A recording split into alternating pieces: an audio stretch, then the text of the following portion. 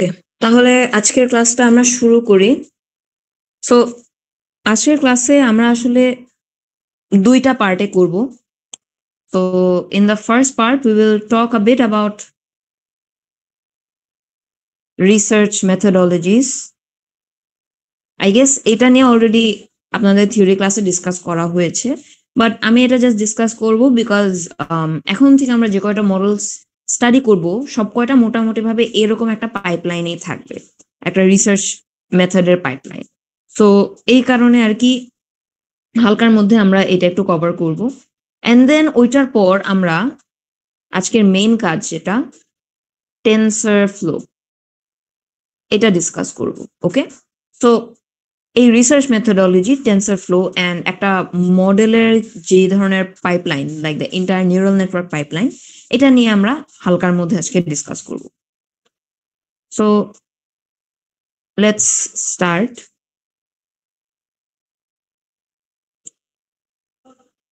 So first of all, একটা research আমরা হয়তোবা বিভিন্ন কোর্সে অন্যান্য আমরা যদি কোনো ইলেকটিভ করে আসি, হয়তোবা আমরা অলরেডি এই রিসার্চ পাইপলাইন নিয়ে কিছুটা হলেও ফ্যামিলিয়ার, অর আমরা যদি থিসিস করি অর থিসিস শুরু করেছি, we've probably heard of this steps. তো কারো কাছে এটা একটু রিডান্ডেন্ট মনে হতে পারে, but I guess there are some people যারা এটা নিয়ে একেবারেই ফ্যামিলিয়ার না। তো তাদের জন্যই আর কি একটু শুরু করি। So first of all, your research must begin with identifying some sort of problem.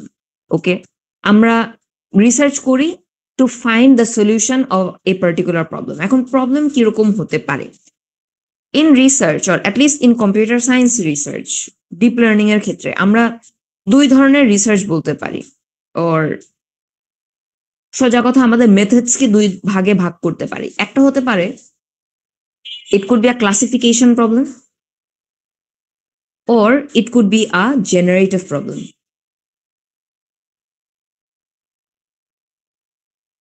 So হয়তোবা আমরা অনেক সময় বলি যে আমি অবজেক্ট ডিটেকশন নিয়ে কাজ করতে চাই, অর আমি ডিপ ফেক ক্লাসিফিকেশন করতে চাই, বা অনেকে বলবে হয়তোবা আমি ডিপ ফেক ইমেজ ক্রিয়েট করতে চাই, বা আমি অগমেন্টেশন করতে চাই, right? So these are all some sort of problems, but এই সব কয়টা প্রবলেমই কিন্তু ইদার ক্লাসিফিকেশনের মধ্যে পড়বে অর জেনারেটিভ প্রবলেমের মধ্যে পড়বে। সো এই ধরনের যে কোনো একটা প্রবলেম আমরা যখন আইডেন্টিফাই করার পর আমাদেরকে ওইটা একটু স্পেসিফাই করতে হবে to turn it into a research problem, or ওই প্রবলেম স্টেটমেন্টটাই আর কি আমাদের একটু গুছাইতে হবে। জাস্ট ডাইরেক্টলি বলে দিলে হলো না যে আমি একটা broad social problem, for example বাংলাদেশের traffic, right? Like this is a big problem in our nation. তো এই বাংলাদেশের ট্রাফিক যেটা বেশি, এটা আমরা কমাতে চাই, right? But what is causing this traffic, এটা আমাদের একটু চিন্তা করতে হবে to make our problem statement more clear.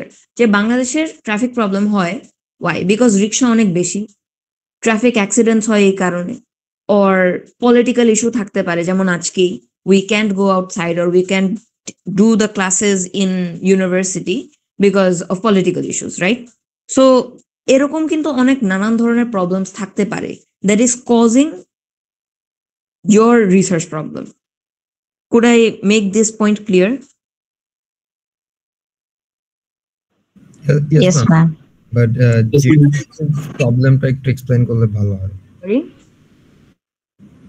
Ma'am, আপনি যেটা বললেন যে প্রবলেম হচ্ছে দুই টাইপের হয়, ক্লাসিফিকেশন আর জেনারেটিভ প্রবলেম। মানে জেনারেটিভ প্রবলেম হচ্ছে কোনগুলো? এইটাই আমরা একটু পরে আসবো, ডোন্ট ওয়ারি। মানে ওই জিনিসটা আমি জানি, আমি অ্যাবস্ট্রাক্টলি বুঝাই গেছি। এইগুলো আমরা আস্তে আস্তে পড়বো, যখন মডেলস দেখবো তখন আস্তে আস্তে বোঝানো হবে, don't worry. So classification problem যেটা, এইটা হচ্ছে যেটা আমি বললাম অবজেক্ট ডিটেকশন হতে পারে,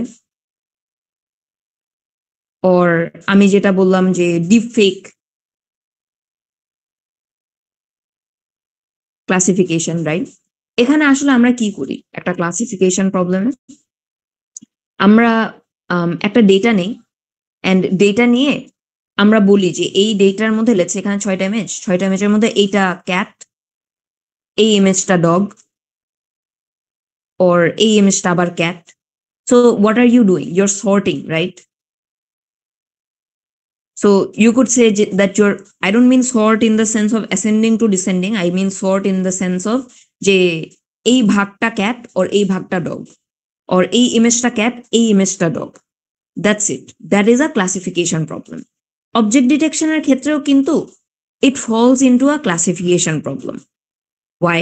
Because object detection এর মধ্যে let's say এখানে আমার একটা ইমেজ, এখানে আমার একটা গাড়ি আছে, এখানে আমার একটা গাছ, right?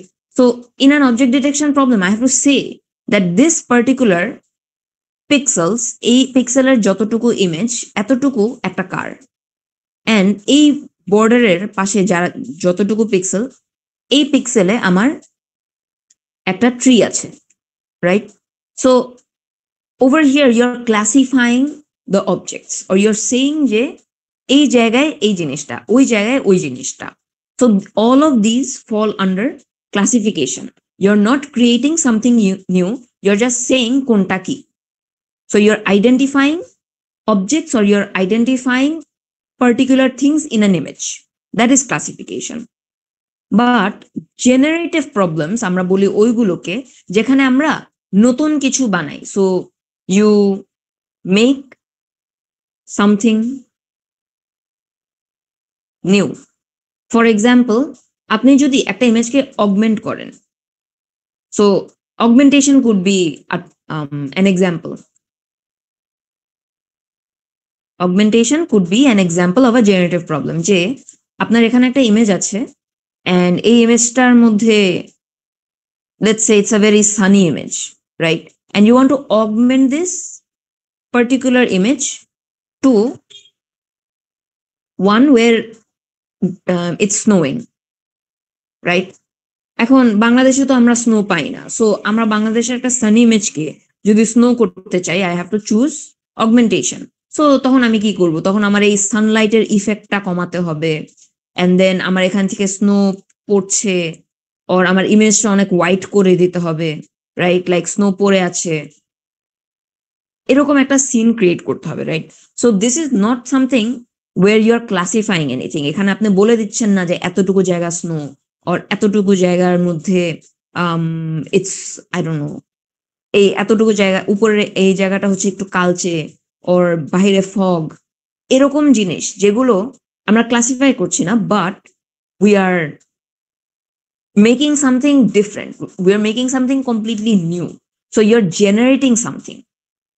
এই ধরনের প্রবলেমস গুলো আমরা জেনারেটিভ প্রবলেমস বলি। We will learn some applications of them, don't worry. But for now just বুঝেন প্রবলেম দুই ধরনের হয়, এন্ড এই ধরনের প্রবলেমগুলোকে আমাদের যে কোনো একটা সোশ্যাল প্রবলেমের আন্ডারে এটাকে ন্যারো ডাউন করতে হয়। সো আমি যেটা বললাম, দিস সিনারিও দ্যাট বাংলাদেশের ট্রাফিক, রাইট? বাংলাদেশের ট্রাফিক, এটা কি ছিল? একটা সোশ্যাল প্রবলেম না? এন্ড এই সোশ্যাল প্রবলেমের মধ্যে উই ফেস মাল্টিপল ইস্যুস। একটা যেমন রিক্সা অনেক বেশি, আরেকটা হতে পারে ট্রাফিক অ্যাক্সিডেন্টস হয় প্রচুর, আরেকটা হতে পারে পলিটিক্যাল ইস্যুর কারণে আমাদের রোডস ব্লক থাকে, রাইট? অ্যাজ আ রেজাল্ট কি হয়? We face a lot of traffic. So এই নানান ধরনের কারণে ইস্যুর আন্ডারে we face multiple problems, right? আমরা যেটা করি, এই ধরনের একটা প্রবলেম নিয়ে বা একটা প্রবলেমকে স্পেসিফাই করে আমরা আমাদের টপিকটা ন্যারো ডাউন করি। Once we've narrowed down our topic, আমরা যেটা করি হচ্ছে we do some literature review. এখন আমাদের বয়সে আমরা আসলে লিটারেচার রিভিউটা করতে পছন্দ করি না। কেন? বিকজ অনেক পড়া লাগে, পেপার খুঁজে পাওয়া যায় না, and it's hard to understand someone else's writing, সোজা কথা। But a literature review is very important because this will help you narrow down your topic more, and it will help you understand the proper research methodologies যেটা আপনি নিজেও employ করতে পারবেন।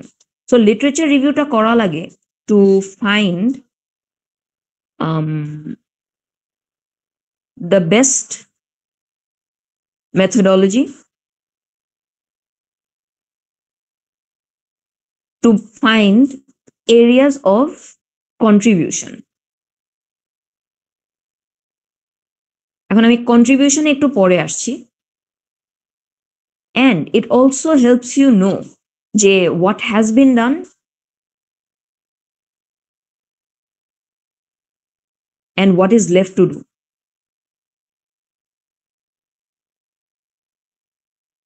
So আপনি যখন research করবেন বা অন্যান্য রিসার্চ পেপার পড়বেন, দেখবেন যে no method is foolproof.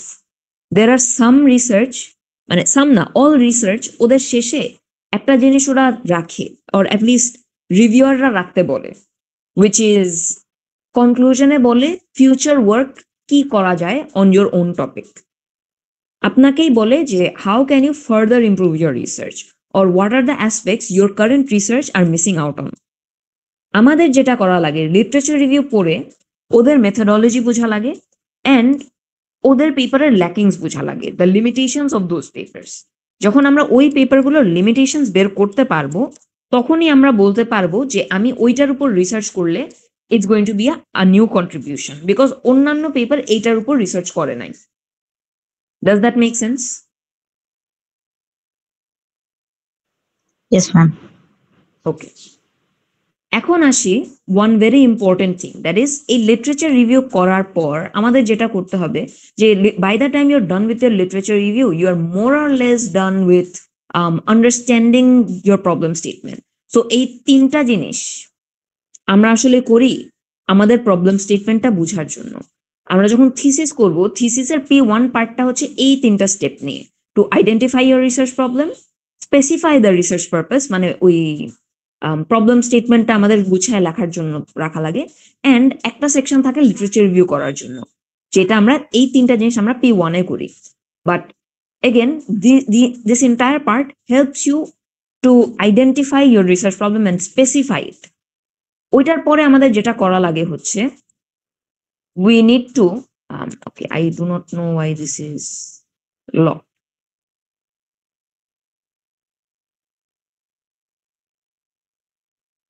আচ্ছা, নাড়াতে পারছি না, never mind. So next part যেটা হয় হচ্ছে মেথোডলজির মধ্যে আমার ডেটা কালেকশন। এখন once I understand my problem, আমাদের নেক্সট খুব ইম্পর্টেন্ট এটা is to understand what sort of data am I dealing with. So what is my data? এখন আমাদের এই কোর্সের জন্য we are always working with what? Image data, right? মোটামুটি ভাবে কম্পিউটার ভিশন মানে হচ্ছে you will either work with images, or you will work with videos, or you might work with VLMs, এরকম টাইপের জিনিসপত্র ফর কম্পিউটার ভিশন। সো এখন আপনার যেটা বুঝতে হবে যে আমার কোন ধরনের ইমেজ দরকার, আর আমার কোন ধরনের ভিডিও দরকার। ওকে, যেহেতু আমরা এই কোর্সের মধ্যে এগুলো করছি না, আমি এগুলো আপাতত বাদ দিই, ইমেজের কথাই চিন্তা করি। ইমেজ কিন্তু মানে ইমেজের টাইপের অভাব নাই। আপনার একটা অবজেক্ট ডিটেকশন সিনারিওতে আপনি যে ধরনের ইমেজ ইউজ করবেন, মেডিকেল ডেটা নিয়ে কাজ করতে গেলে you will not be using the same data type, right? Like just medical ইমেজের কথাই যদি চিন্তা করি, মেডিকেল ইমেজে আপনার কি কি হতে পারে? MRI হতে পারে, you can have CT scans, you can have histopathological images.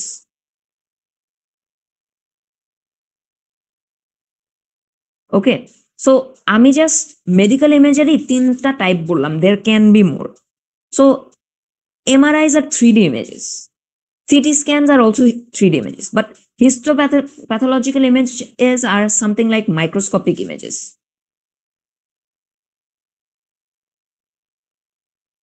Right? So microscopic image বলতে কি? এটা আসলে কিছুই না, আমরা হয়তো বা ছোট ক্লাসে অনিয়ন মানে অনিয়ন সেলস আই থিঙ্ক দেখে আসছি, যদি বায়োলজি করে থাকেন, under a microscope, right? So অনেক সময় micro organisms or blood cells এগুলো আমাদের আন্ডার মাইক্রোস্কোপ ইমেজ দিয়ে দেখা যায়। সো ওই ইমেজগুলোরও আমরা ক্লাসিফিকেশন করি সামটাইমস, আর ওই ইমেজগুলো এনহ্যান্স করার জন্য আমাদের কোনো ধরনের লজিক ক্রিয়েট করা লাগে।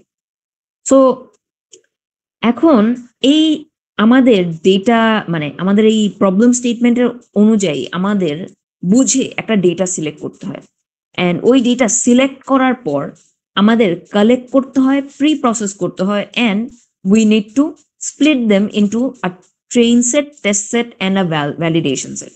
ওকে, সো এখন শুরুতে আসি, কালেকশন কোথা থেকে করতে পারি।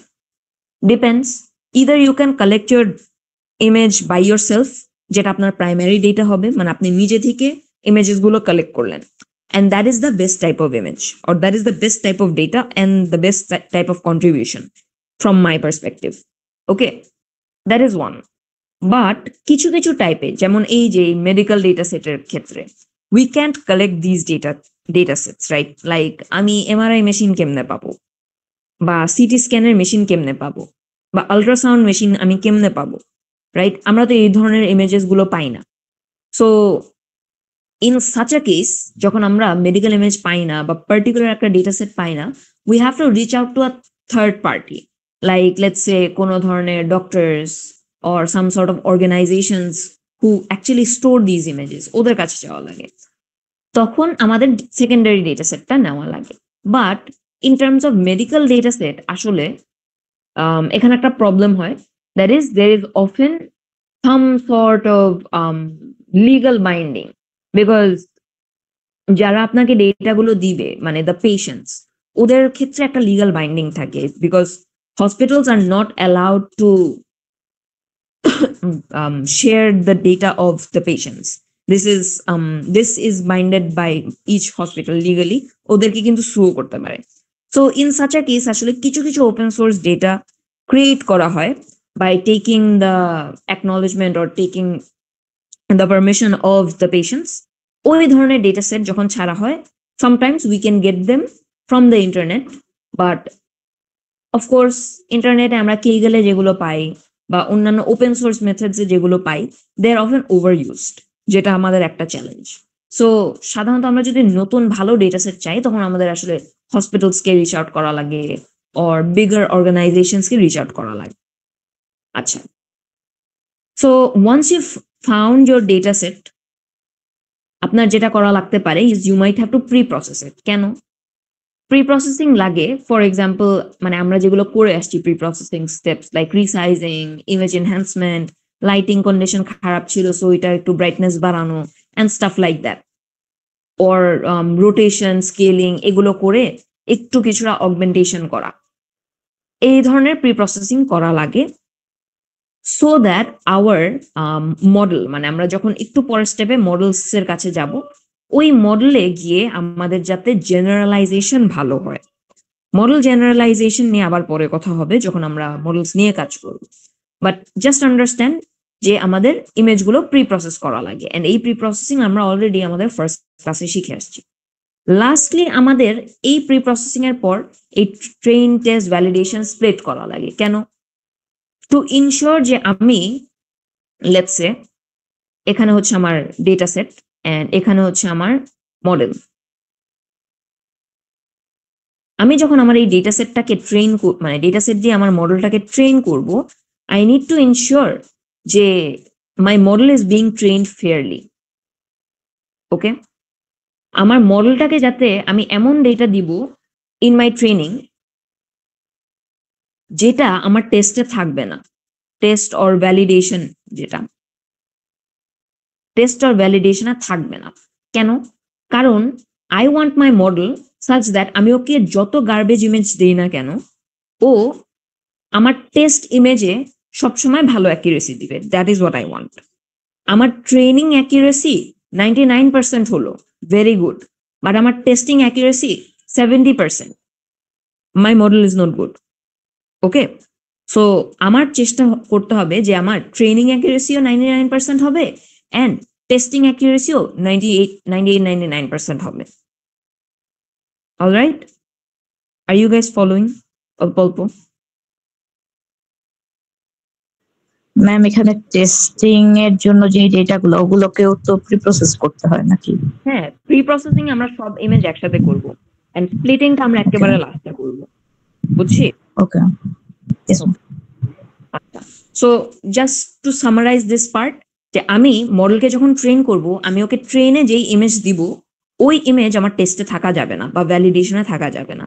I need to ensure they are completely different. Okay, but they have to be pre-processed in the same manner. For example, আমার যদি ট্রেনিং ইমেজে একটা ইমেজ থাকে, মানে ট্রেনিং ইমেজের সাইজ লেটস সে 224 by 224, এটা হচ্ছে আমার ট্রেনিং ইমেজ সাইজ।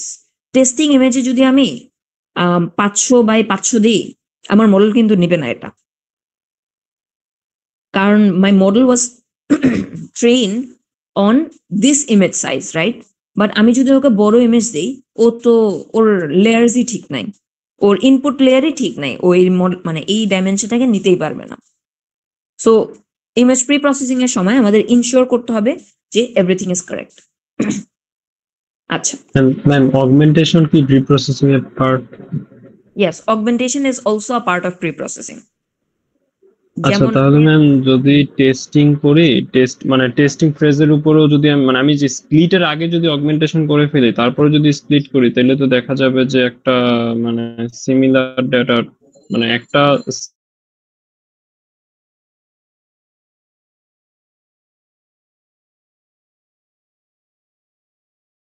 যদি র্যান্ডম স্প্লিট করেন, লাইক লেটস সে একটা ইমেজ নিলেন, এখানে ক্রপ করলেন, এখানে ক্রপ করলেন, or ইমেজটাকে একটু রোটেট করে দিলেন, রাইট? অ্যান্ড রোটেট করে টোরে if you are keeping the same ones, like if you are making যে আপনি একটা ইমেজ এভাবে একটু ক্রপ করলেন, ওইটা একটা কপি রাখলেন, আবার একটু রোটেট করলেন, ওইটার আর একটা কপি রাখলেন। আপনি যদি এইভাবে করেন, তাহলে আপনার ইনশিওর করতে হবে যে ট্রেন এন্ড টেস্ট আলাদা। বুঝছি? ট্রেডিশনাল অগমেন্টেশন করলে আলাদা আগে করে নেব আর কি। স্প্লিট করে নিলে ভালো হয়। Like if your augmenting to increase your data set size, তাহলে it's better to split first. মানে হ্যাঁ, অনেক সময় আছে লাইক লেটস সে আপনার কয়েকটা ক্লাসেস কম, রাইট? হয় না যে লাইক আপনার ডেটা সেটের মধ্যে ক্লাস ইমব্যালেন্স বেশি, যে আপনার ক্যাট আছে, ডগ আছে, এন্ড আরেকটা পশুর নাম বলেন। কাউ। ওকে, তো আপনার ক্যাট আছে লেটস সে 5টা, ডগ আছে হচ্ছে 20টা, কাউ আছে হচ্ছে 10টা। সো এখানে কি ক্যাটের নাম্বার অনেক বেশি কম না compare to dog and cow? Yes ma'am. In such a case আমার কি করতে হবে? ক্যাটের সংখ্যা বাড়াইতে হবে। সো ক্যাটের সংখ্যা বাড়ানোর সময় ইউ উড অ্যাপ্লাই দিস, যে আপনি অগমেন্ট করলেন এন্ড অগমেন্ট করে ডেটা সাইজ বাড়াইলেন, রাইট? Yes ma'am. তো তখন আই উড সে যে আপনি এটাকে আগে স্প্লিট করেন এন্ড দেন আপনি অগমেন্ট করেন। So you just need to ensure that আপনার ডেটা সেটটা যখন আপনি ক্রিয়েট করবেন এন্ড এই ট্রেনটা স্প্লিট করবেন, তখন you are being fair in your splitting. Okay, কারণ আমি যেই ডেটা সেটের উপর ট্রেন করব আর যেই ইমেজের উপর ট্রেন করব, ওইটাই যদি আমি টেস্টিং এ দিই, I am not considering all scenarios. Okay, like I am making my model test on the same image that I trained it on. So তখন আমি এখানে যেই অ্যাকুরেসিটা পাবো, ওইটা is not going to be a fair accuracy. ওইটা হবে হচ্ছে একটা biased accuracy. So আমরা এই biasness চাই না আমাদের এক্সপেরিমেন্টেশনের সময়। অলরাইট? ওকে ম্যাম, তাহলে কি ওই যে ডিফিউশন, তারপরে জ্ঞান, এগুলা কিরকম ইমেজ জেনারেট করে? এটা কি আগে স্প্লিটের আগে করে নেওয়া উচিত না, নাকি পরে করা সবসময় উচিত? স্প্লিটের আগে করে নেওয়া উচিত। ডাজ নট ম্যাটার এটা ক্লাসিফিকেশন অর অগমেন্টেশন। আপনার হচ্ছে you just need to ensure যে আপনি যদি ডেটা সেট বাড়ানোর জন্য করেন, তাহলে আগে এই করবেন। You need to ensure that they are both separate. আচ্ছা, এখন আমার লেটস সে ডেটা সেটটা ক্রিয়েট করা হয়ে গেল। এখন আমার যেটা করতে হবে হচ্ছে মডেল বানাইতে হবে। এন্ড মডেল বানানো নিয়ে আমরা একটু পরে আসি, বাট লেটস সে আমার মডেল ট্রেনিং হয়ে গেল। ট্রেনিং করার পর আমি যে এখানে এই অ্যাকুরেসির কথা বললাম না, 99% এন্ড 98%, 99 আসছে আমার ট্রেনিং অ্যাকুরেসি এন্ড 70-80% আসছে আমার ভ্যালিডেশন অ্যাকুরেসি। সো এগুলো জাজ করার জন্য বা আমার যেই মডেলই হোক না কেন ওই মডেলকে জাজ করার জন্য আমার কিছু মেট্রিক্স লাগবে। You can call them KPI, key performance indicators, or you could call them metrics. যা খুশি বলতে পারেন। সো এই মেট্রিক্স গুলো would vary depending on your problem. যেমন ক্লাসিফিকেশনের জন্য these are very common, right? যে accuracy measures হয় precision recall F1, accuracy support, or আরো কিছু থাকে I think such as এখানে বলে ওগুলোকে Matthews coefficient and stuff like that. So these are the common ones and এগুলো আমরা ক্লাসিফিকেশনের জন্য ইউজ করি। But what about generative task? এখন আবার different application could have different things. এখন আপনি যদি ইমেজ কোয়ালিটির জন্য করেন, like image quality image quality এনহ্যান্সমেন্টের জন্য করেন, you could use something call SSIM or PSNR or LOE। এই ধরনের ডিফারেন্ট মেট্রিক্স থাকতে পারে। সো আপনার অ্যাপ্লিকেশনের উপর বেস করে আপনার বুঝতে হবে যে আমার মেট্রিক্স গুলো কি, অ্যান্ড ওই মেট্রিক্স গুলো আইডেন্টিফাই করার পর বা ওই মেট্রিক্স গুলোর রেজাল্টস বের করার পর ফর আওয়ার মডেল আমাদের ওই মডেলটাকে ইভ্যালুয়েট করতে হয়। এখন ইভ্যালুয়েশনে আমরা কি করি? ইভ্যালুয়েশনে আমার দেখতে হয় এইসব জিনিস, যে আমার ট্রেনিং অ্যাকুরেসি কি ছিল অ্যান্ড টেস্টিং অ্যাকুরেসি কি ছিল। If my training accuracy is 100%, this means that my model is overtrained. Okay, মানে ওভারফিটিং হয়ে গেছে আমার, এটা হতে পারে। অর লেটস সে আমার training accuracy is 100%, right, but আমার ভ্যালিডেশন অ্যাকুরেসি ইজ 50%। সো এটা হচ্ছে আমার ট্রেন, এটা হচ্ছে আমার val. So in such a case আমার কি একেবারে 50%-এর ডিফারেন্স না? So higher this difference, the worse my model. The difference between training accuracy and validation accuracy.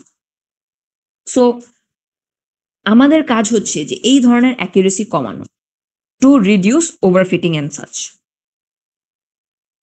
And এই জিনিসগুলো আমরা আমাদের ফাইনাল রেজাল্টে ইভ্যালুয়েট করি। এখন ইভ্যালুয়েশন করার সময় আরো একটা জিনিস আমরা অফেন করি, that is we compare our results, and we compare our results with দুইটা জিনিস হতে পারে। either we can compare it with state of the art models. For example, আমরা কিছু কিছু শিখবো state of the arts such as VGG or ResNet. These are all classification models and these are some of the benchmarked models যেগুলো আমরা pre-trained হিসেবেই পাই। So ওদের এগেনস্টে আমাদের মডেলের অ্যাকুরেসি আমরা অনেক সময় বের করে দেখায় দিই, and এটা হতে পারে।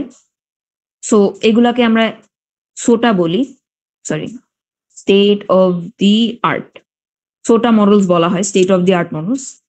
অর আমরা রিসেন্ট অ্যান্ড রেলেভেন্ট রিসার্চ পেপারের, মানে এই যে লিটারেচার রিভিউ করে আসছিলাম, ওরাও তো কোনো ধরনের মডেলস ইউজ করে আসছে, রাইট? তো ওদের ইউজ করা কোনো না কোনো মডেল আমরা রিজেনারেট করে আর রিপ্রোডিউস করে নিজেরা ওদের কোড, মানে ওদের রিসার্চ করে ওদের কোডটা আবার আমরা লিখে আমাদের মডেলের উপর, বা মডেল বলে আমাদের ডেটা সেটের উপর রান করে আমরা একটা কম্পারিজন শো করতে পারি। তো এই দুই ধরনের কম্পারিজন হয়। আরো এক ধরনের কম্পারিজন হতে পারে, হয়তো বা আপনি নতুন ধরনের একটা ডেটা সেট ক্রিয়েট করছেন, ক্রিয়েট করে আপনার মডেল রান করে দেখাইছেন, বাট লেটস সে ওই রকম সিমিলার মডেলস ছিল, সিমিলার ডেটা সেট ছিল, তখন আপনি যেটা করতে পারেন হচ্ছে একটা অ্যাবলেশন স্টাডি করতে পারেন on some other data set. Okay, আমরা কি অল্প অল্প বুঝছি এই পুরো জিনিসটা? This research, yes ma'am. আচ্ছা, এখন বিফোর ওভারফিটিংটা কি একটু ডিসকাস করা যাবে? এগুলো আমরা অনেক ভালো করে ডিসকাস করব আস্তে আস্তে, চিল। আমরা যখন মডেলস করবো না, এই মডেলগুলোর মধ্যেই আপনাদেরকে বোঝানো হবে বা দেখানো হবে কখন ওভারফিটিং হয় এন্ড হোয়াট নট। বাট আপাতত আমরা যে পাইপলাইনটা ডিসকাস করলাম, জি আনিকা আলমগীর মিস। ম্যাম, আমাদের এই ক্লাসটা কি রেকর্ড করা হচ্ছে? জি মিস, রেকর্ড করা হচ্ছে। আচ্ছা, ইয়া ইটস রেকর্ডিং। আচ্ছা, লাস্ট আসি হচ্ছে one of the most important thing, that is রিসার্চের কন্ট্রিবিউশন।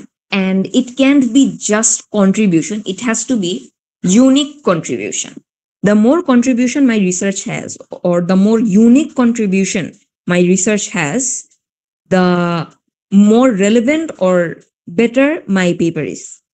Okay, so পেপার লেখার সময় আমাদের কিছু জিনিস মাথায় রাখা লাগবে, দ্যাট আমার পেপার লেখার মধ্যে আমার কন্ট্রিবিউশনস গুলো আমার হাইলাইট করতে হবে, and I need to show as many unique or good contributions as I can. So এখন রিসার্চ ইউনিক করাটা is difficult unless we come up with a unique problem. The better or the more unique my problem is, যে এই ধরনের প্রবলেমের উপর কাজ করা হয় নাই, right? The more unique my research is. For example, এখন আমি হুট করে ইউনিক এক্সাম্পল দিতে পারছি না, but let's say object detection in autonomous vehicles. এই টপিকটা কি unique?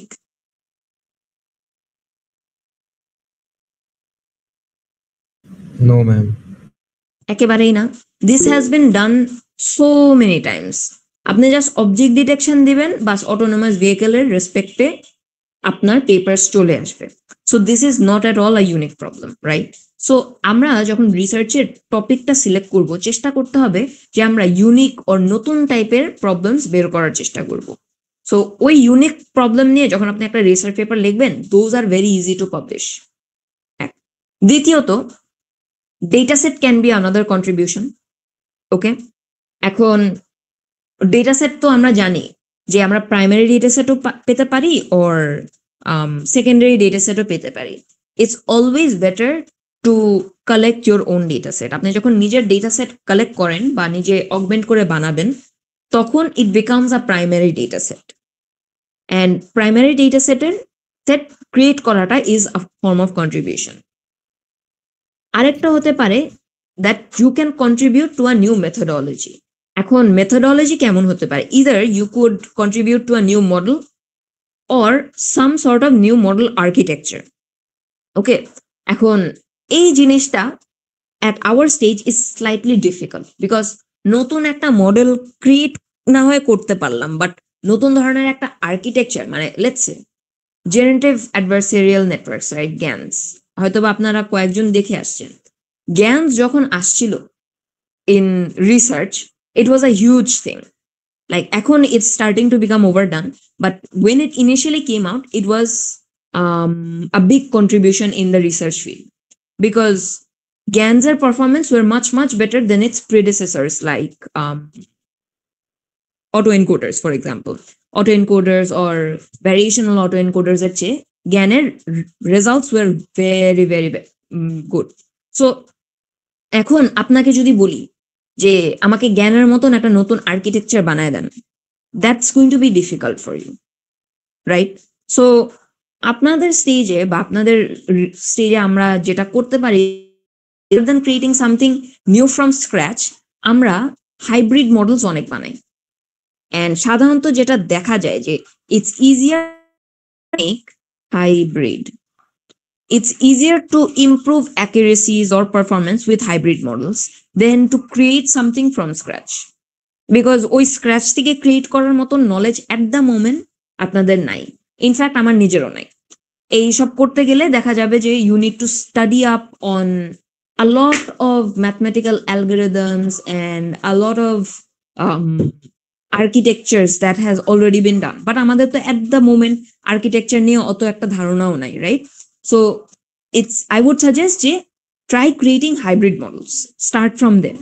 Aste aste we can try to develop newer models or newer architectures from there. Acha. এরপরে আসে the easier parts, that is comparative analysis and ablation. Comparative analysis এর জন্য যেটা বললাম, আমরা দুইটা জিনিস করতে পারি। SOTA models এর সাথে compare করতে পারি, প্লাস হচ্ছে existing models যেটা অন্যান্য রিসার্চ পেপারে করা হয়েছে। অ্যান্ড অ্যাবলেশন স্টাডি হচ্ছে you run your own model on different data sets, so other data set আর কি। সো এই পাঁচটা জায়গায় সাধারণত আমরা কন্ট্রিবিউশনস রাখতে পারি। So the more number of contributions you have from these 5 points, the better your research. বুঝা গেছে?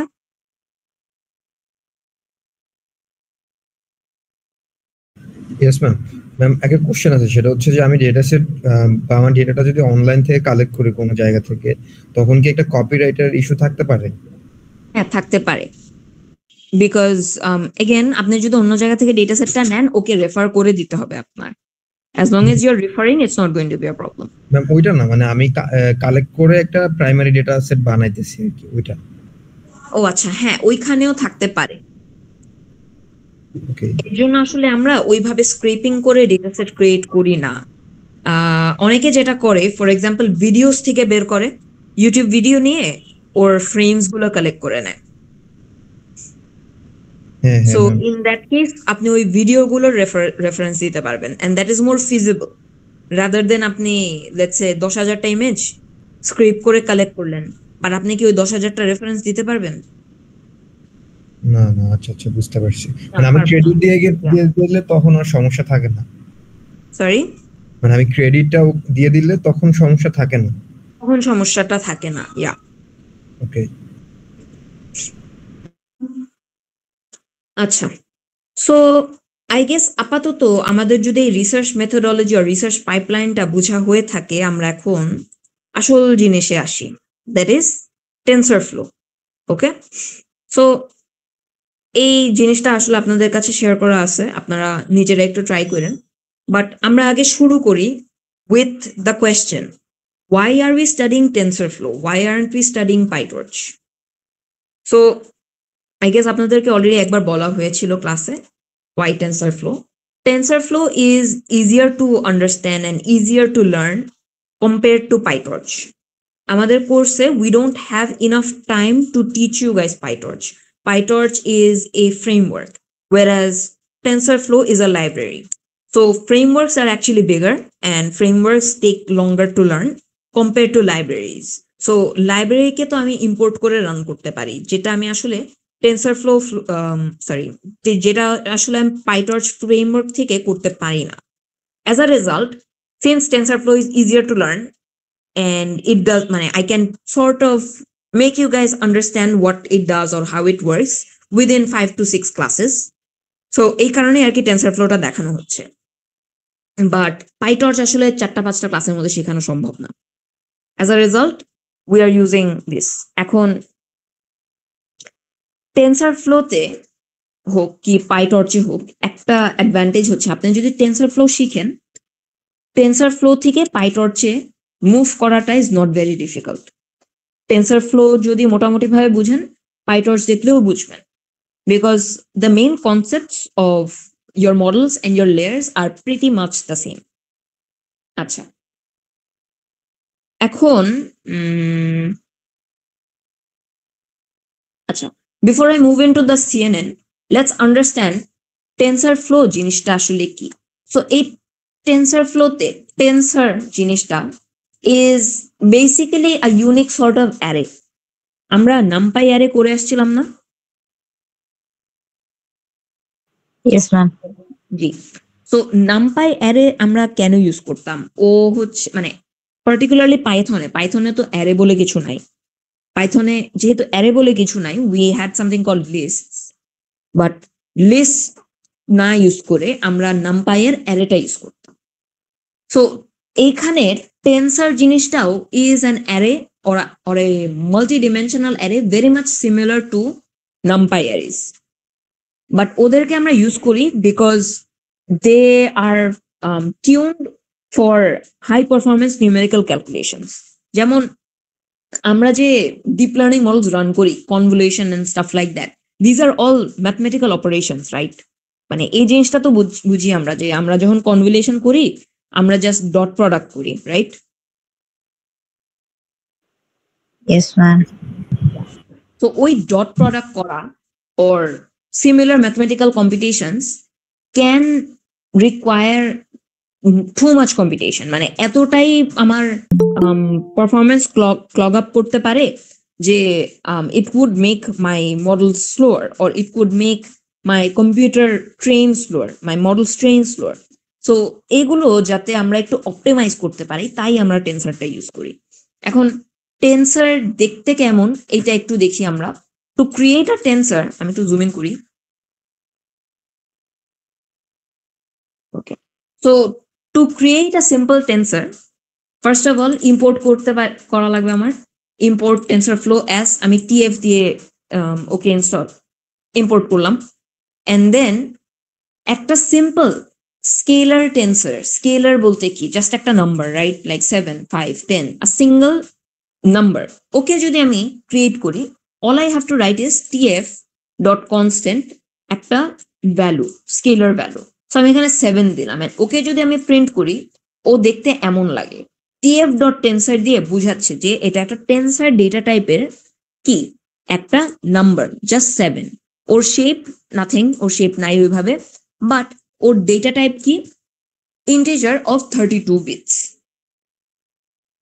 সো আপনারা যখন এরার্স দেখবেন, ওর এখানে ডাইমেনশন এরার্স যখন দেখবেন, প্রায় সময় এরকম টিএফ টেন্সর ব্লা ব্লা ব্লা এরকম উল্টাপাল্টা কিছু ভ্যালুস দেখবেন। ভয় পাওয়ার কিছু নাই, it's just the data type of the tensor. আচ্ছা, এরপরে হতে পারে ওয়ান ডিমেনশনাল অ্যারে, রাইট? ওই ওয়ান ডিমেনশনাল অ্যারেটা আমরা এভাবে রিপ্রেজেন্ট করি, সেম টিএফ ডট কনস্ট্যান্ট দিয়ে জাস্ট একটা ওয়ান ডিমেনশনাল অ্যারে দিয়ে দিব। ওকে ভেক্টরও বলা হয় বা র্যাঙ্ক 1 টেন্সরও বলা হয়।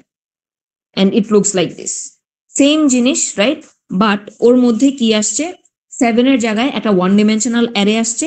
অ্যান্ড শেপ এখানে যেটা কিছু ছিল না, এখানে ওর শেপে আসছে 3। ওয়াই? বিকজ এই অ্যারের লেন্থটা 3 অ্যান্ড ডেটা টাইপ তো সেম, ইন্ট 32। আচ্ছা, এরপরে হতে পারে একটা ম্যাট্রিক্স। ম্যাট্রিক্স এর জন্য টিএফ কনস্ট্যান্ট এই জায়গাটা সেম, এন্ড এখানে একটা 2 ডাইমেনশনাল অ্যারে দেওয়া, এন্ড এটা দেখতে এরকম লাগে, সরি এরকম। It's a 2 dimensional array, shape দেওয়া 2 by 2। Why? Because it's a 2 by 2 matrix, and প্রত্যেকটা value has a data type of 32 bits. Lastly আবার হতে পারে হচ্ছে 3 ডাইমেনশনাল অ্যারে। সো এই 3 ডাইমেনশনাল অ্যারেটাও একইভাবেই আমরা করি, and it looks like this.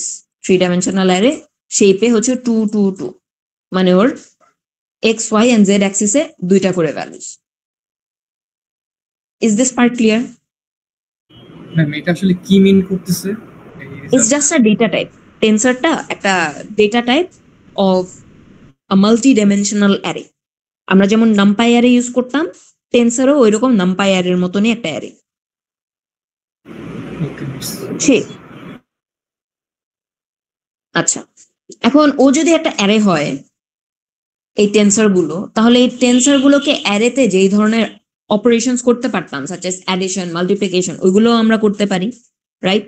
So আমি যদি 2টা টেন্সর এরকম 2টা টিএফ কনস্ট্যান্ট, মানে ওয়ান ডিমেনশনাল অ্যারে, যদি আমি 2টাকে অ্যাড করতে চাই, I just have to right TF dot constant 2টা আমি ডিক্লেয়ার করে টিএফ ডট অ্যাড, মানে আমি 2টা টেন্সরকে আমি অ্যাড করব। সো 1 + 4 করব, 2 + 5, 3 + 6, এই অ্যাডিশনটা আমি করতে চাই। সো এই অ্যাডিশনটা টিএফ ডট অ্যাড এর মধ্যে দিয়ে আমি করতে পারি, and it looks something like this. The sum or the value, যে 1 + 4 কত ছিল? 5, 2 + 5 কত ছিল? 7, 3 + 6 কত ছিল? 9. So it did my addition, right? Yes, ma'am. Similarly, আমরা এটা করতে চাই হচ্ছে মাল্টিপ্লিকেশন করতে পারি, এই 2টার মাল্টিপ্লিকেশন, লাইক 1 × 4, 2 × 5, 3 × 6, এগুলোর মাল্টিপ্লিকেশন করতে চাই। This is not matrix multiplication, by the way, this is normal multiplication. তো এই নর্মাল মাল্টিপ্লিকেশনটা যদি আমরা করি, টিএফ ডট মাল্টিপ্লাই ইউজ করতে পারি, and it gives me my results. মানে টিএফ ডট অ্যাড যেমনে করি, টিএফ ডট মাল্টিপ্লাই ওভাবেই করি। আরেকটা হতে পারে matrix multiplication. This is like the weird one, যে লেটস সে আমার এরকম যদি একটা ভ্যালু থাকতো 1, 2, 3, 4 ইন্টু 2, 2, 7, 6, আমরা ম্যাট্রিক্স মাল্টিপ্লিকেশন করার সময় কি করতাম? এইটাকে এটার সাথে এন্ড এটার সাথে মাল্টিপ্লাই করতাম, অর সামথিং লাইক দ্যাট। আবার এটাকে এটার সাথে এন্ড এটার সাথে কিছু একটা সূত্র ছিল for the matrix multiplication, right? Rose into columns, এরকম। সো ওই ম্যাট্রিক্স মাল্টিপ্লিকেশনটা এখানে করা হয়, যে 1, 2, 5, 6, সরি 1, 2, 3, 4, এটা আমার একটা অ্যারে।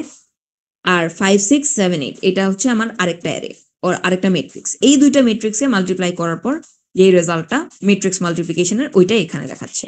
এটার জন্য আমরা ইউজ করি tf dot math multiplication, so MAT MUL math মাল। আচ্ছা, সো এখানে যদি আমরা কিছু কিছু অপারেশনস দেখা হয়ে যায়, লাস্ট আরেকটা জিনিস যেটা একটু ইম্পর্টেন্ট, দ্যাট ইজ আমাদের এই টেন্সর অ্যারে শেপ আর ডেটা টাইপটা বুঝা। শেপ তো আমাদের বুঝাই লাগে সবসময়। সো শেপটা যদি দেখি, টেন্সর ডট শেপ ইউজ করি, কাইন্ড অফ লাইক নামপাই অ্যারেতে যেভাবে আমরা ইউজ করি array dot shape, right, ARR dot shape, ওই একই জিনিস এখানেই করি। আবার ডেটা টাইপের জন্য টেন্সর ডট ডেটা টাইপ, মানে টেন্সরকে আমি ডিফাইন করার পর ওকে জাস্ট একটা ভ্যারিয়েবলের নাম দিলাম টেন্সর। ইটস নট নেসেসারি এটা টেন্সরই হওয়া লাগবে, it can be anything, XYZ যা খুশি দিতে পারতাম।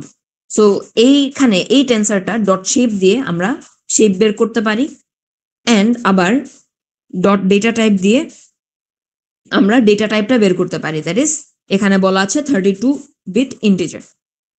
আচ্ছা, সো এতটুকু পর্যন্ত টেন্সর বোঝাতে কি আমাদের কোনো সমস্যা আছে?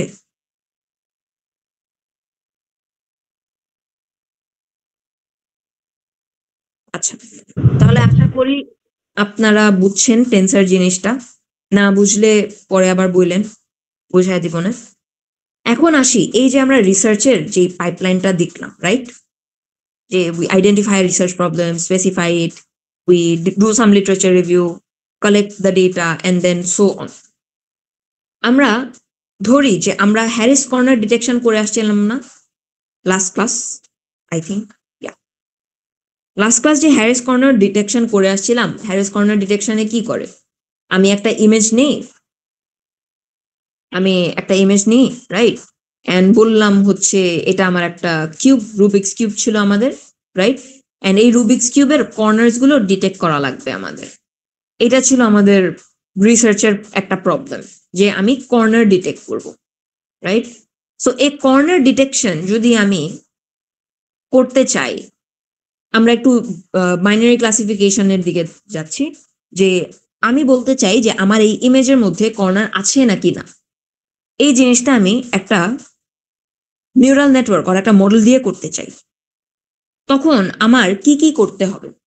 So now I have my problem, let's আপনি লিটারেচার রিভিউ করে আসছেন, রাইট। আমার সবকিছু করার পর প্রথমেই শুরু করতে হবে with me creating my data set, right? Yes, no?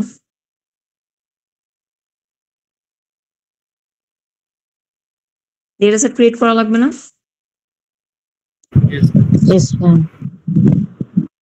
আমি তো খালি ডেটা সেট ক্রিয়েট করলেই হয় না, মানে ডেটা সেট ইমেজগুলো কালেক্ট করলেই হয় না, আমার ওদের লেবেলস দেওয়া লাগবে না, যে আমার কোন ইমেজটা কি? Yes, miss. এখন বললাম আপনাদেরকেও, আচ্ছা এইগুলো না,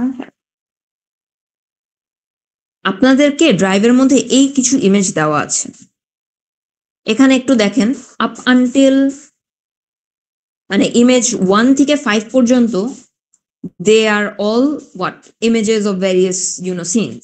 এগুলোর মধ্যে কিন্তু আপনি কর্নার্স পাবেন, right, because these are very complex images যেখানে অনেক অবজেক্টস আছে। সো এখানে আপনি কি কিছু কিছু কর্নার্স পাবেন। সো এই প্রত্যেকটা কে আমি কি কর্নার হিসেবে লেবেল করতে পারি না, যে এগুলো these are all images with corners, right? Yes, ma'am. But এখানে আরো 3টা ইমেজ আছে, they are images with no corners. Why? Because they are just solid colours. এখানে একটা রেড, গ্রিন আর ব্লু 3টা ইমেজ, ওরা হচ্ছে সলিড কালার্স, সো ওদের মধ্যে কোনো কর্নার্স নাই।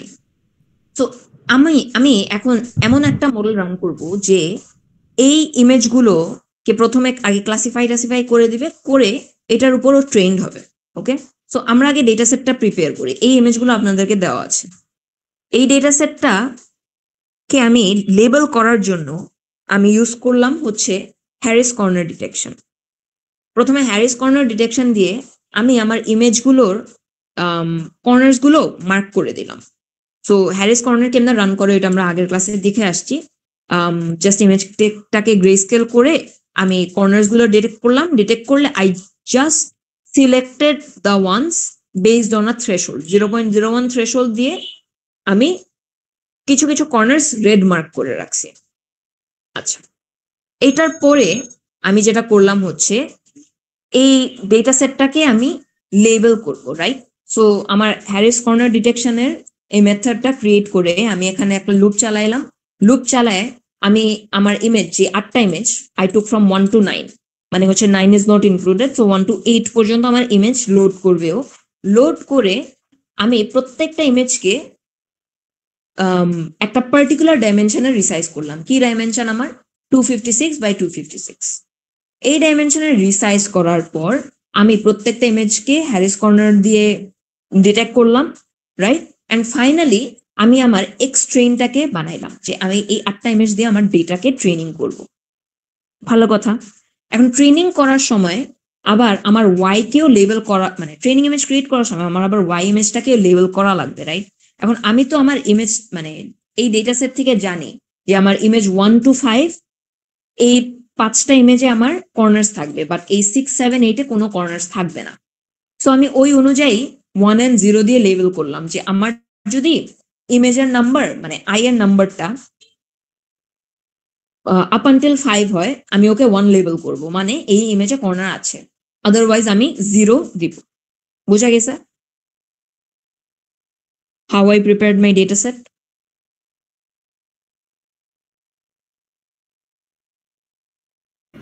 Yes, miss.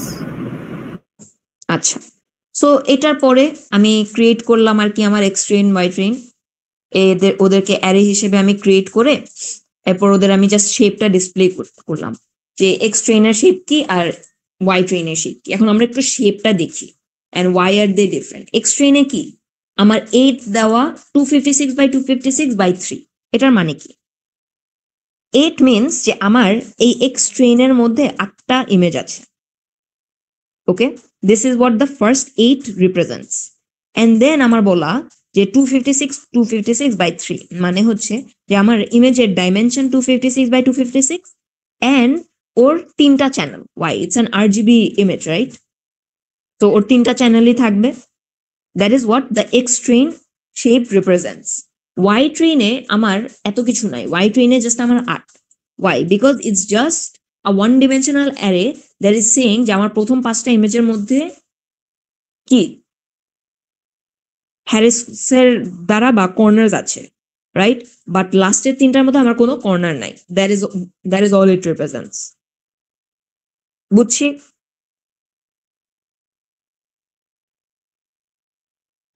Yes, ma'am. আচ্ছা, এখন আসি, এই যে আমার ডেটা সেট তো রেডি। এখন আমরা যেটা করব হচ্ছে এটা আমরা একটা নিউরাল নেটওয়ার্কের থ্রুতে আর যে কোনো একটা মডেলের থ্রুতে পাস করব। বাট আমার মডেল যে আমরা ডিফাইন করবো, এখানে আমার মডেলটা আছে, বাট এটা আমি বোঝানোর আগে আমরা একটু বুঝি কিছু কিছু জিনিস আমরা অলরেডি শিখে আসছি, বাট কিছু কিছু জিনিস আমরা এখনো শিখি নাই। So let's recap some of the concepts. আমরা যখন একটা মডেলের থ্রুতে পাস করব, পাস করার সময় আমরা আগে বলে আসছি না যে আমরা কনভলিউশন বারবার করি অ্যান্ড ম্যাক্স পুলিং করি, right? Yes no? Yes, ma'am.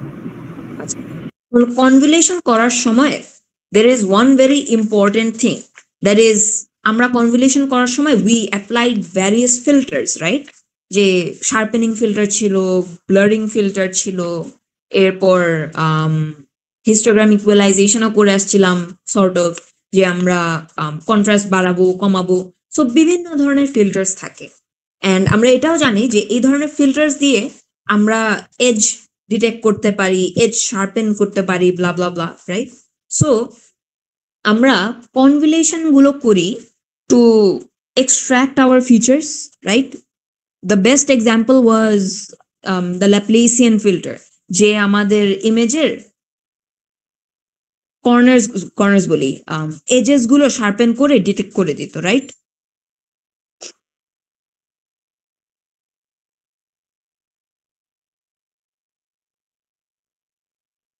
So to summarize আর কি, আমরা কনভলিউশন ইউজ করতাম to extract features, and convolution করার পরই আমরা আরো একটা জিনিস শিখলাম, দ্যাট ওয়াজ পুলিং, রাইট?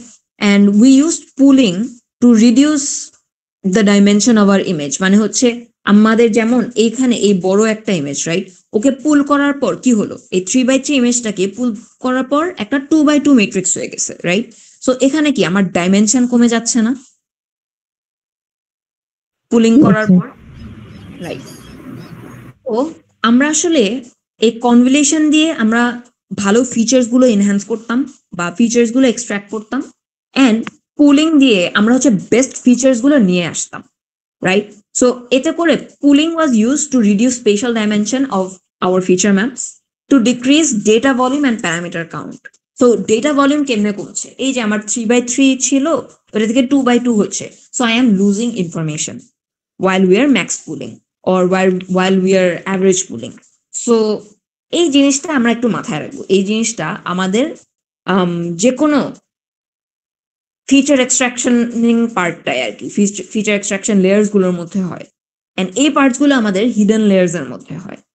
তো once you are done extracting all your features, ওইটার পরে আমরা কমনলি একটা জিনিস দেখি, something called flatten and something called dense. এই ফ্ল্যাটেন অ্যান্ড ডেন্স মিলে আসলে আমার ফাইনাল ডিসিশন মেকিং এর কাজগুলো হয় এই জায়গাটা আর কি। এই যে এখানে দেখেন একটা ফুললি কানেক্টেড নামে একটা জিনিস বলা আছে, এই জিনিসটা আসলে কি, আমরা হয়তোবা এরকম টাইপের কিছু জিনিস দেখে আসছিলাম আগে কোথাও, হয়তোবা আমরা বুঝি না এই জিনিসটা কি, বাট আমরা অবশ্যই এরকম টাইপের জিনিস দেখে আসছি।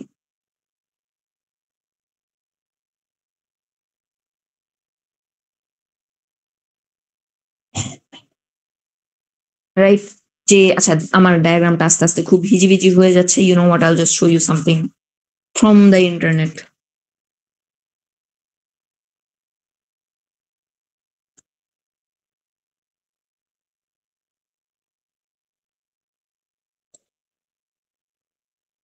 ওকে, এরকম। এটা কি নিউরাল নেটওয়ার্কের গ্রাফ? সরি, এটা কি নিউরাল নেটওয়ার্কের গ্রাফটা? হ্যাঁ, নিউরাল নেট আমরা বলি এটা নিউরাল নেটওয়ার্কের graph, but what this actually is, এই পার্টটা is particularly called a fully connected layer. Okay fully connected বলা হয় বিকজ প্রত্যেকটা আমার নিউরনের ইনপুটস গুলো একটা মানে প্রত্যেকটা ওর পরের লেয়ারের সবার সাথে কানেক্টেড। মানে এই ইনপুটটা ফর এক্সাম্পল ও কিন্তু পরের যে তিনটা লেয়ার্স ওই তিনটার সাথেই কানেক্টেড, রাইট? আবার সেম জিনিস কিন্তু এখানে হচ্ছে না, সরি এই জায়গাটায় হচ্ছে না, বাট এই পার্টটা, this part is a fully connected layer. তো এই জিনিসটা আমরা প্রায় সময় দেখবো, this happens inside your neural networks or inside your neurons, but particularly আমরা যেটা দেখতে চাই ইজ দিস পার্ট। আমরা সাধারণত ফিচার এক্সট্রাকশনের এই জায়গাটায় এইভাবে এরকম ফুললি কানেক্টেড দিই না।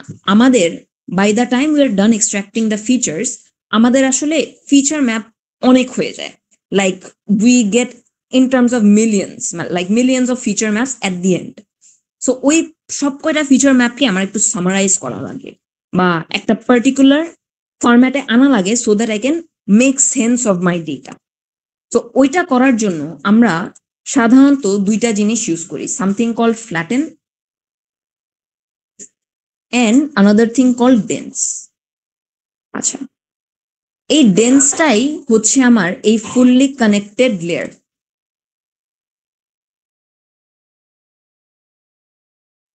এই ডেন্সটাই হচ্ছে আমার ফুললি কানেক্টেড লেয়ার।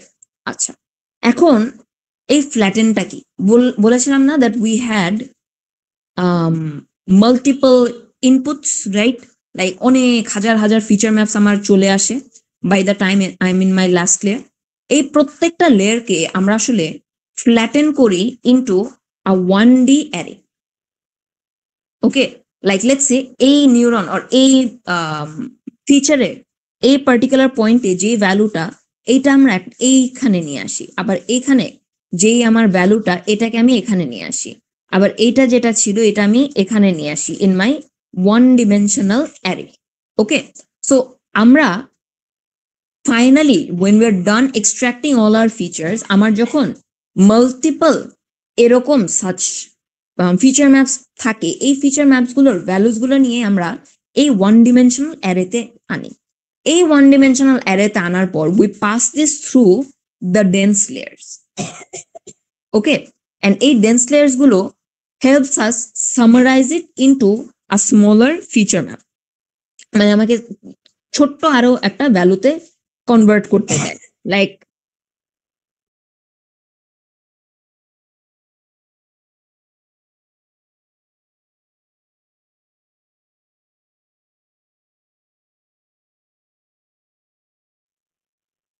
আচ্ছা, so once I am done creating my flatten and dense, আমি যেটা করি ফাইনালি একটা পার্টিকুলার অ্যাক্টিভেশন ফাংশন ইউজ করি।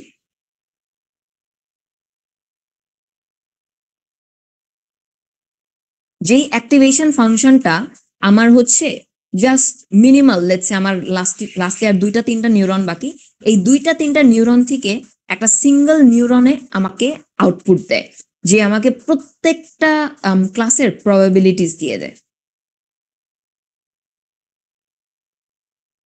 এখন অ্যাক্টিভেশন ফাংশন কি জিনিস, এই জিনিসটা আমরা আসলে জানি না এট দ্য মোমেন্ট। অ্যাক্টিভেশন ফাংশনের 2টা কাজ হয়।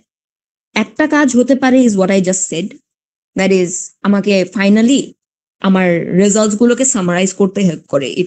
It helps me make sense of my final output, যে আমার ফাইনাল প্রবাবিলিটিতে আউটপুট করতে হেল্প করে। ইদার আমি বাইনারি ক্লাসিফিকেশন করার জন্য 0 or 1 এ কনভার্ট করতে চাইতে পারি, অর মাল্টি ক্লাস ক্লাসিফিকেশনের জন্য আমি প্রত্যেকটাকে একটা রেঞ্জ দিতে পারি in my normal distribution range, যে লেটস সে এখানে আমার 1 2 3 4 5 6টা ক্লাস, আমি বললাম 1 হওয়ার প্রবাবিলিটি 0.05, 2 হওয়ার প্রবাবিলিটি 0.95, 3 হওয়ার প্রবাবিলিটি হচ্ছে 0.075, এরকম টাইপের কিছু। সো আমি আলটিমেটলি বলতে পারবো যে এই ইমেজে ওর এই মানে 2টা থাকার চান্সেস বেশি। তো this is one type of use of our activation function, যে আমি ফাইনাল ডেটার একটা মেক সেন্স করতে চাই। আরেকটা হতে পারে is to introduce non linearity.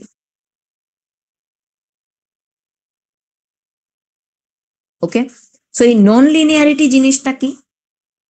For example, এই যে আমার এখানে আসি, এই যে আমার মাল্টিপল টাইমস কনভলিউশন হচ্ছে এন্ড ম্যাক্স পুলিং হচ্ছে এন্ড সো অন, রাইট? আমরা তো জানি যে এখানে আসলে মোস্টলি আমাদের গ্রেডিয়েন্ট নিয়ে কাজ করা লাগে each time, or as we down sample our images, মানে আমি ম্যাক্স পুল যখন করতে থাকি কি হয়, আমার ডেটার ভলিউম কমতে থাকে, right? So at certain points I lose my গ্রেডিয়েন্টস।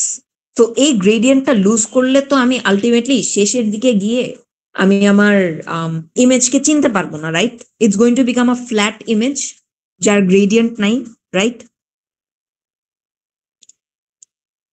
Yes, no?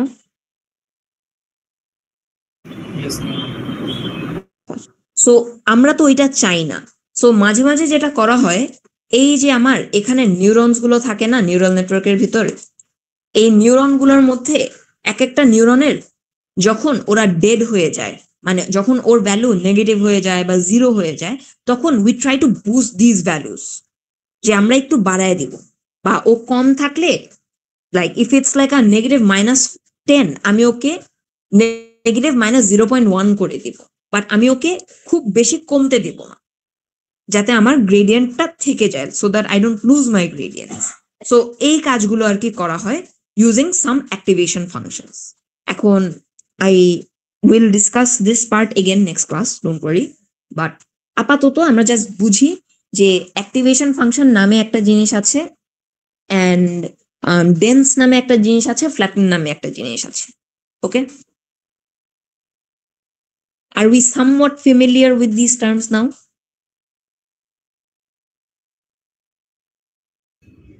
Yes, ma'am. আচ্ছা, সো আপাতত হালকার মধ্যে বুঝলে হবে, নো ওয়ারিস। বাট এই জিনিসটা আমরা নেক্সট ক্লাস আরেকবার পড়বো, and I will show you guys the graphs of all sorts of activation functions. 4টা কমন অ্যাক্টিভেশন ফাংশন আছে: ReLU, leaky ReLU, sigmoid and হচ্ছে কি জানি softmax. Yeah. So এই চারটা অ্যাক্টিভেশন ফাংশনের স্ট্রাকচারও আমি দেখাবো। ওকে, এখন ফাইনালি আসি আমরা বিগ বসের কাছে, দ্যাট ইজ অ্যাকচুয়ালি আমরা টেনসর ফ্লো দিয়ে কেমনে এই ধরনের সিমিলার একটা মডেল আর্কিটেকচার আঁকতে পারি ওর করতে পারি আর ক্রিয়েট করতে পারি। So to define a CNN convolutional neural network আর কি, আমরা যেটা করতে পারি হচ্ছে প্রথমে আমরা টেনসর ফ্লো থেকে সিকোয়েন্সিয়াল নামে একটা জিনিস ইম্পোর্ট করব, লাইক tensorflow.keras.models থেকে আমরা সিকোয়েন্সিয়াল ইম্পোর্ট করব। কেন?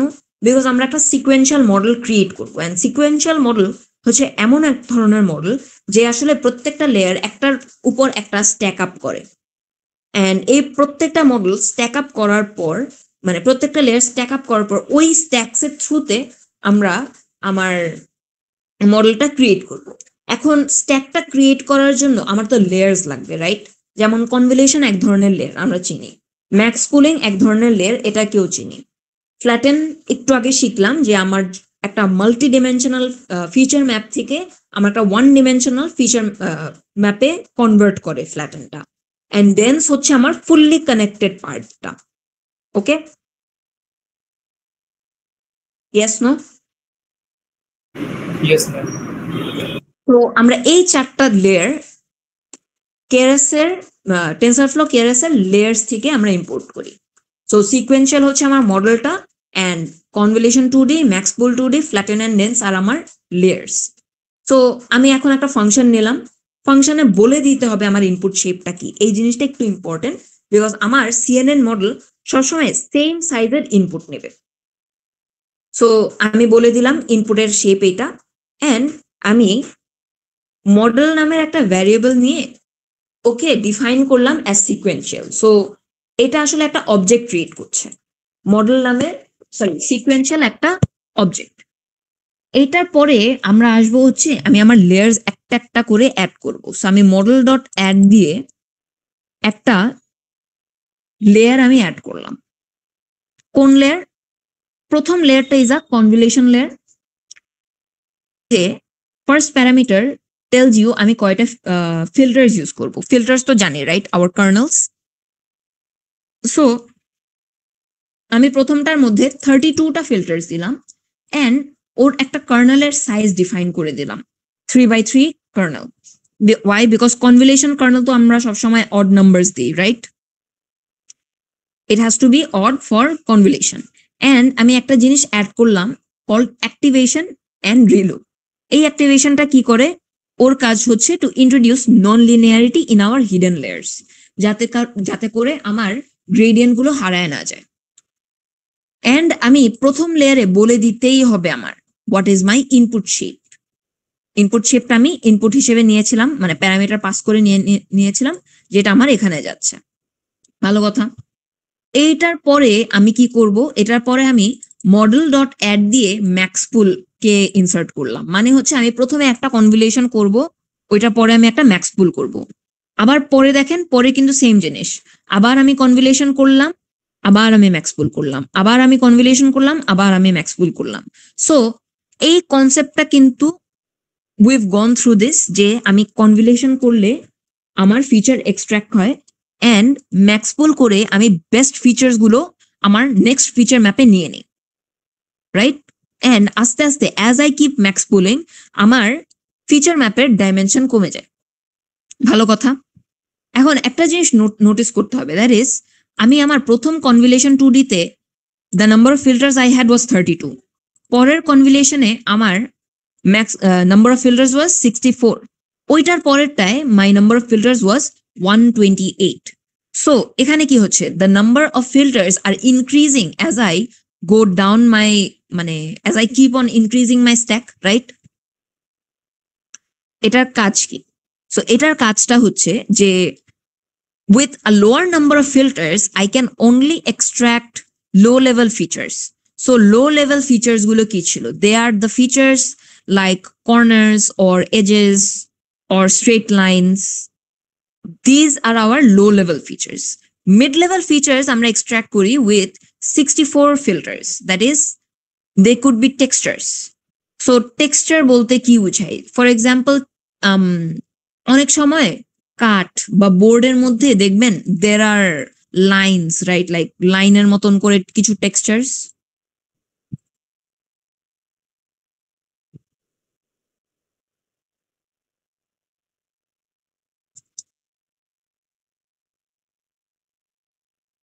Like this is a texture.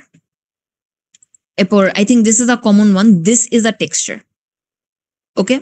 So এই সব জিনিসগুলো আমরা মিড লেভেল ফিচার্স মানে 64টা ফিল্টার্স দিয়ে এক্সট্রাক্ট করতে পারি। ফাইনালি এরপর আমরা আরো বেশি ফিচার্স দিলাম, ফিল্টার্স দিলাম, দ্যাট ইজ 128.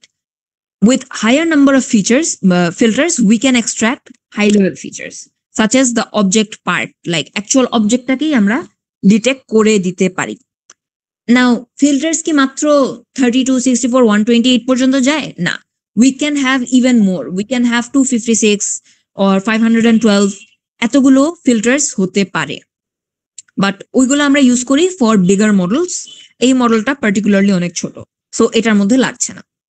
কেন? কারণ ওর ইউজ কেস কি? ও তো জাস্ট আমাকে কর্নার ডিটেক্ট করে দিবে, আমার তো ওর দ্বারা অনেক বিশাল কিছু ডিটেক্ট করানোর দরকার নাই। So for such a small use case আমাদের আসলে ছোট্ট একটা নিউরাল নেটওয়ার্কই অনেক কাজে দিবে। আচ্ছা, সো এখানে আমি আমার হিডেন লেয়ার্স গুলো ডিফাইন করে দিলাম। I am doing my feature extraction here. Finally ক্লাসিফিকেশনের রেজাল্ট এক্সট্রাকশনের সময় আমার যেটা করতে হয় হচ্ছে মডেল ডট অ্যাড দিয়ে আমি ফ্ল্যাটেনটা অ্যাড করলাম। সো ফ্ল্যাটেন কি করবে? ফ্ল্যাটেন হচ্ছে ওই আমার এক্সট্রাক্টেড ফিচার ম্যাপস থেকে একটা সিঙ্গেল অ্যারে ক্রিয়েট করবে, ওয়ান ডিমেনশনাল অ্যারে ক্রিয়েট করবে। অ্যান্ড ওই ওয়ান ডিমেনশনাল অ্যারেতে I will get many layer মানে নিউরনস। অতগুলো নিউরনস আমার লাগে না, রাইট? সো ওইটাকে আমরা ডেন্স দিয়ে সামারাইজ করি একটু। আমি এখানে প্রথমে ডেন্স দিয়ে 128-এ সামারাইজ করলাম যে আমার জাস্ট 128টা নিউরনসে তুমি মিনিমাইজ করো। অ্যান্ড ফাইনালি আমরা যে টাস্কটা করছি, this is a binary classification task. Why? Because আমার লেবেলেতে ছিল খালি 0 and 1, রাইট? মানে it's either a corner or it's not. So এর জন্য আমি ডেন্সে এখানে 1 দিলাম and I am using activation sigmoid. Sigmoid is an activation function that is particularly used for binary classification. এটার কারণ আছে, আমি যদি আপনাদেরকে সিগময়েডের জাস্ট গ্রাফটা দেখাই, একটু দেখি। সিগময়েডের গ্রাফটা দেখতে এরকম লাগে কিছুটা। So if you give a small value, right? মানে আপনি যদি ধরেন একটা ছোট ভ্যালু দেন, ও কিন্তু 0-র দিকে ক্লাসিফাই করবে or নেগেটিভ নাম্বারের দিকে ক্লাসিফাই করবে। বাট আপনি যদি মানে একটা লার্জ ভ্যালু দেন, রাইট? মানে ইফ ইউ গিভ মানে আপনার এক্স এর ভ্যালু যদি লেস দেন 0 হয়, তাহলে you will always be getting negative numbers. Or মানে you will always be getting 0. But if you give a value greater than 0, you will always be getting 1. So এইখানে -0.5টা যেহেতু আপনার 0-র এখানে আসে, for negative values of your input or your neuron value, আপনি 0-তে classify করবেন, or for larger value মানে 0-র চেয়ে বড় যদি হয়, আপনি 1-এর দিকে ক্লাসিফাই করবেন। So as a result, ও আসলে আপনাকে জাস্ট 2টা ভ্যালুর মধ্যে লিমিট করে দিচ্ছে, that you can only give a particular object 0 or you can give it 1. So এইখানে আমার ক্লাসিফিকেশনটা এই গ্রাফ দিয়ে একটু ইজি হয় ফর বাইনারি ক্লাসিফিকেশন। আচ্ছা, সো এইখানে আমি ফাইনাল বাইনারি ক্লাসিফিকেশনের আউটপুটটা বের করে ফাইনালি আমার মডেলটাকে কম্পাইল করি। সো কম্পাইল করার সময় আমার কিছু কিছু জিনিস দেওয়া লাগে, সাচ অ্যাজ অ্যান অপটিমাইজার, এরপর হচ্ছে লস এন্ড মেট্রিক্স। এগুলো আপাতত আমরা মানে স্কিপ করে যাচ্ছি, বাট আই গেস জাস্ট লসটা বোঝা যায়। দ্যাট ইজ, আমি যখন আমার এই নিউরাল নেটওয়ার্ককে ট্রেন করি, ও প্রতিটা ইমেজ বারবার এই মডেলের থ্রুতে পাস করার সময় ওর রেজাল্টস গুলো ব্যাক প্রপাগেট করে ওর পিছনের মধ্যে আবার ফেরত আনা লাগে। Like it's sort of like this. Let's say আমি এখানে মডেলটাকে ট্রেন করলাম উইথ মাই ডেটা, রাইট? ও কোনো ধরনের ক্যালকুলেশন করে ও ক্লাসিফাই করে দিল, রাইট? বাট ক্লাসিফিকেশনের সময় during its training it will sometimes classify something as true and sometimes it will classify something as false, right? So sometimes O correct classification দিবে and sometimes O incorrect দিবে, right? So আমরা এই correct and incorrect classification during training আমরা এটাকে monitor করি। Monitor করে ও কতটুকু correct answer দিচ্ছে এন্ড কতটুকু ভুল অ্যান্সার দিচ্ছে, এই জিনিসটা আমরা আবার মডেলের মধ্যে ফিডব্যাক করি। এটাকে আমরা ফিডব্যাক বলি, অর আমরা ব্যাক প্রপাগেশন বলি। ওকে, যে হচ্ছে আমি আমার মডেলকে ট্রেনিং এর সময় ওর results and accuracy during training এইটাই নিজেকে আবার ফিডব্যাক করি অ্যাজ আ লুপ, যাতে আমার মডেল ওর ওয়েটস গুলোকে নতুন করে রিঅ্যারেঞ্জ করে ওর রিইনিশিয়ালাইজ করে আরেকটু বেটার ভ্যালুস দিতে পারে, so that it understands that it's classifying wrong results, so that it understands that it's classifying the right results. বুঝা গেছে কনসেপ্টটা?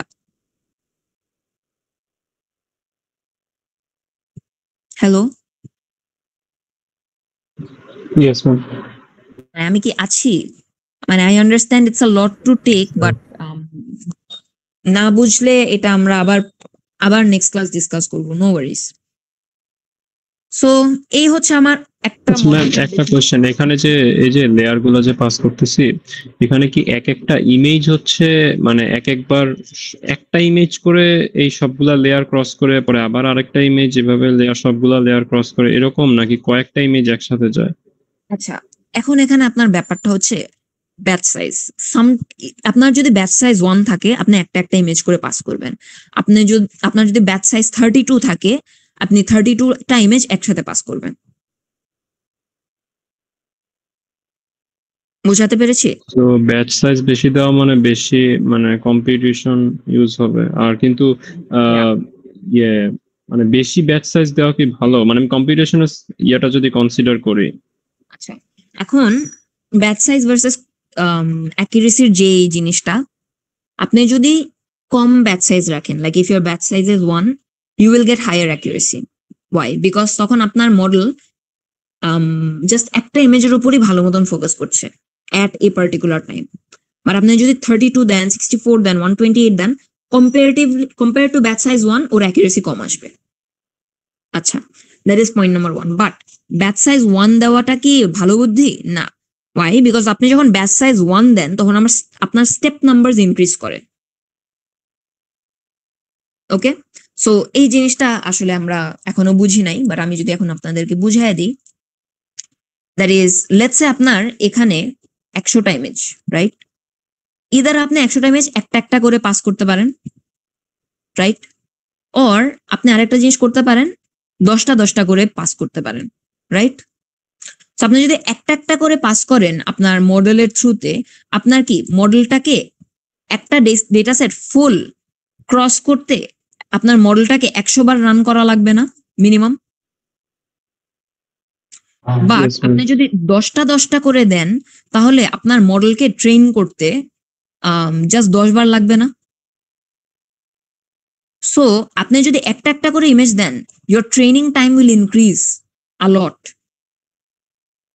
বাট আপনি যদি 10টা করে দেন, আপনার ট্রেনিং টাইম ডিক্রিজ করছে না compare two batch size 1। So when you are working with large data sets, isn't it more feasible to give a higher batch size? কথা বুঝাইতে পারি? So that is what matters, যে আমার data set আমি যে train করব, হ্যাঁ 100টা image নিয়ে তো আমি সবসময় কাজ করবো না, আমি তো 10,000 এমনকি 1 লাখ ইমেজ নিয়েও কাজ করতে পারি। সো এত বড় ডেটা সেট যখন হবে, তখন it's not feasible to use batch size of 1, even if it gives me very good accuracies, right? So তখন আমার ওই 32, 64, 128 এমন সাইজের ব্যাচ সাইজই নেওয়া লাগতে পারে, বাট ইটস ওকে।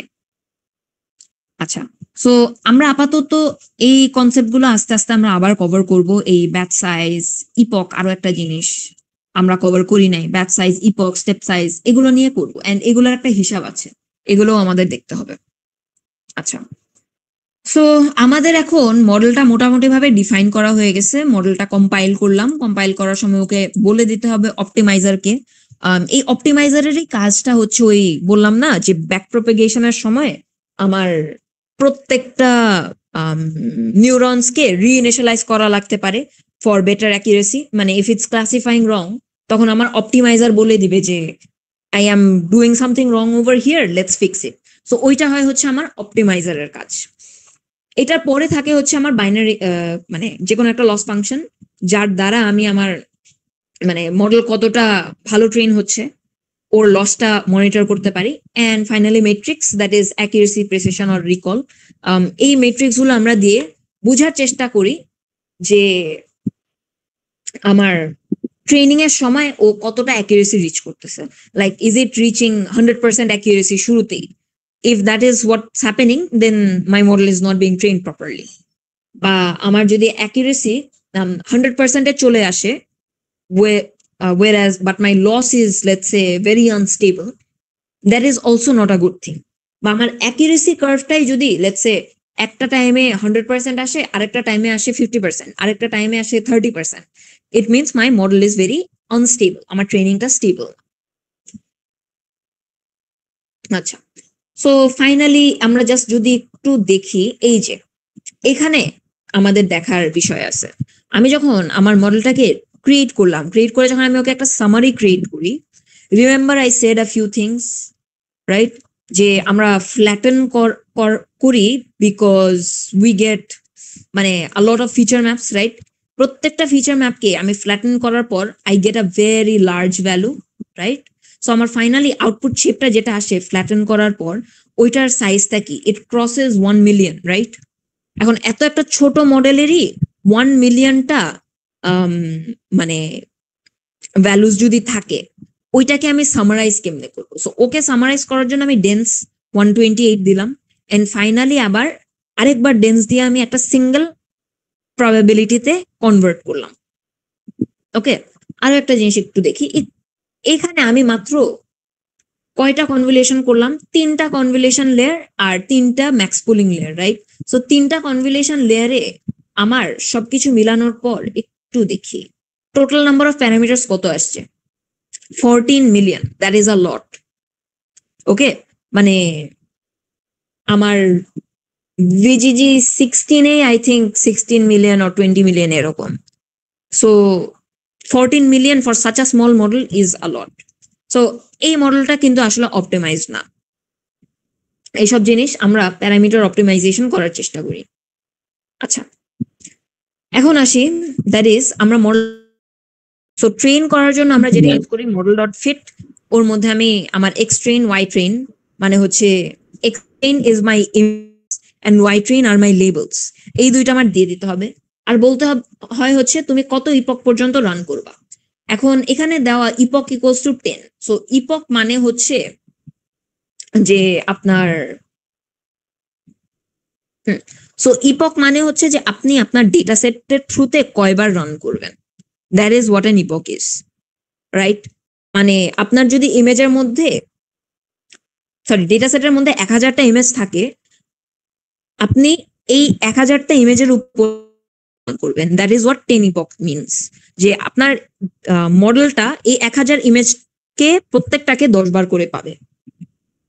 আচ্ছা, এরপর হচ্ছে batch size and validation split, এটা ও করে নিচ্ছে।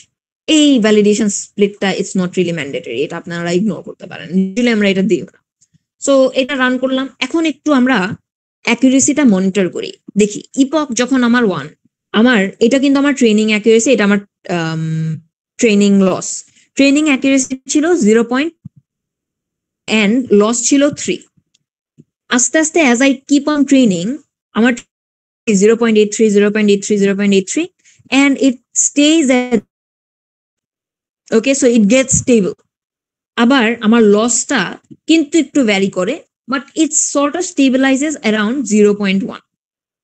ওকে, ভ্যালিডেশন অ্যাকুরেসি দেখি। ভ্যালিডেশন অ্যাকুরেসি তো মাশাআল্লাহ এখানে আমার একেবারে 0 থেকে শুরু করে হুট করে 1 হয়ে গেছে and validation loss is 0.8 0.7 আস্তে আস্তে কমছে, my validation loss is decreasing. Okay, so that's a good thing. এখন this model over here is not well trained. Why? Because আমি মাত্র 8টা ইমেজের উপর একটা মডেল ট্রেন করছি. This is quite stupid. Okay, but this is just a demo for you guys to understand যে আমার কি কি জিনিস লাগে. আচ্ছা, ফাইনালি এখন আমার মডেলটাকে ইভ্যালুয়েট করা লাগবে, রাইট? সো এখানে আমার মডেলটাকে ইভ্যালুয়েট করার জন্য আমার যেটা করতে হবে হচ্ছে আমি একটা টেস্ট ইমেজ লোড করলাম আমার ডেটা সেটের মধ্যে, ওর আমাদের দেওয়া যে ইমেজগুলোর মধ্যে টেস্ট নামে একটা ইমেজ ছিল। এই ইমেজটাকে আমি রান করার জন্য প্রথমে আমি আগে হ্যারিস কর্নার ডিটেকশন দিয়ে দেখে নিলাম যে আদৌ এই ইমেজের মধ্যে আছে নাকি না, এন্ড দেন আমি এইটাকে হচ্ছে রিসাইজ করে নিলাম। ওয়াই? বিকজ আমার প্রেডিক্ট করার জন্য, before I use my model to predict the values, আমার যেটা দেখতে হবে হচ্ছে যে এই ইমেজটাকে রিসাইজ না করে তো আমি আমার মডেলের থ্রুতে পাস করতে পারবো না, right? Because my model knows or it is expecting an image size of 256 by 256. So আমি যদি ওকে ওই বিশাল ইমেজটা দিয়ে দিতাম, ও আমাকে এরর দিত। সো তাই আমি ওকে রিসাইজ করলাম এন্ড ফাইনালি আমি ওকে প্রেডিক্ট করলাম। প্রেডিক্ট করে আমি একটা প্রেডিকশন দিলাম, রাইট? এন্ড এই প্রেডিকশনটা আমাকে একটা কি দিল? স্কোর দিল যে 0.9999. So this is what closer to 1 না মাই prediction, like according to my sigmoid function আমার যদি ভ্যালু 0.0999 হয়, ও কি আমাকে 1 এর দিকে পাস করে দিবে না? Yes, ma'am. তো ও কিন্তু আমাকে 1 এর দিকে পাস করে দিচ্ছে। ভালো কথা। So I got my prediction, right? এখন যদি আমি আউটপুটে দেখি, কর্নার ডিটেকশনে আমাকে অ্যাকচুয়ালি কর্নার্স গুলো ডিটেক্ট করে দিচ্ছে, right? This was like the corner detected image.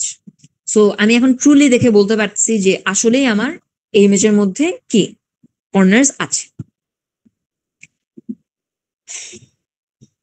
আচ্ছা, সো এই পর্যন্তই আর কি আজকের ক্লাসটা।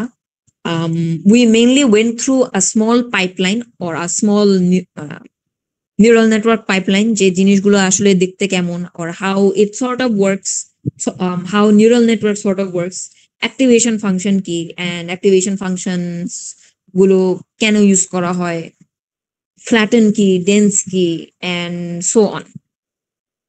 Any questions regarding these concepts?